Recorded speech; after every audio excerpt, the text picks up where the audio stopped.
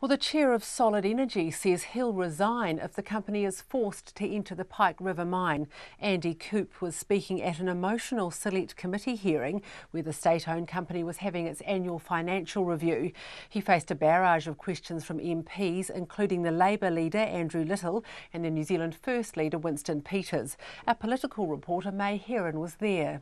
Emotions ran high as both Solid Energy and the Pike River families appeared before a select committee today.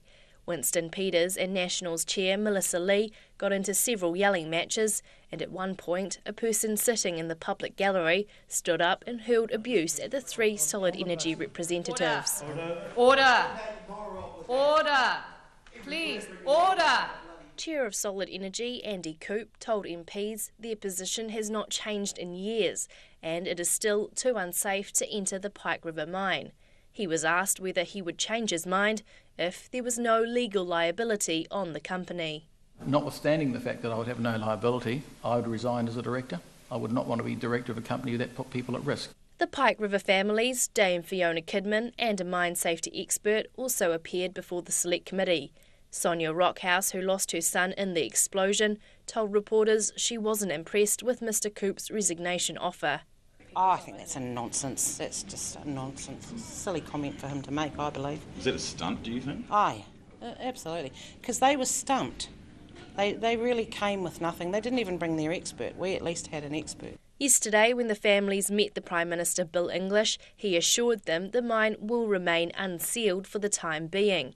Andy Coop says that was the first he had heard of the plan. Look, the circumstances are somewhat unique here. I was advised by his office almost the moment he was going in to meet the families. Would you have preferred to know well beforehand, considering?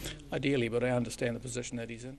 Anna Osborne, who lost her husband, says Solid Energy is still refusing to be transparent about how safe the mine is to enter.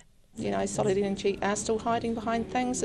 We want to get up there, we want to get the evidence, we want to reclaim the drift, and you know, we still need justice for our men. When asked if it was possible to enter the mine if Solid Energy had a blank cheque from the government, Andy Coop says there would be options, but they would be extreme. For example, taking the top off the mountain.